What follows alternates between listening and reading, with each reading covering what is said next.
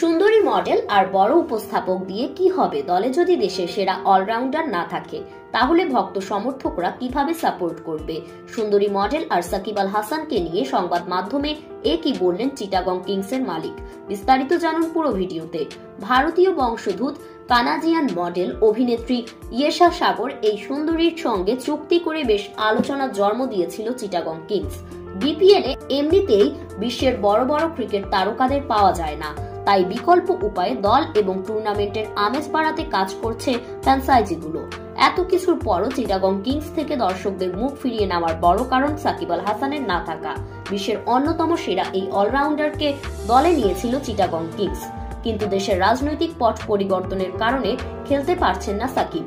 সমর্থকরা বলছেন সাকিব খেললে হয়তো তারাও খেলা দেখার আগ্রহ পেতেন, গ্যালারিও ভরে উঠত। সমর্থকদের কথায় প্রমাণ মেলে বিপিএল এর উদ্বোধনী ম্যাচে। বরিশালের অধিনায়ক তামিম ইকবাল, মুশফিকুর রহিম, মাহমুদুল্লাহরা ছিলেন, গ্যালারিও ভরে উঠেছিল পঞ্চ পাণ্ডবের অন্যতম এই তিন তারকার খেলা দেখতে। তাই তো আবারও সাকিবকে নিয়ে দুঃখ প্রকাশ করলেন চিটাগং কিংসের মালিক।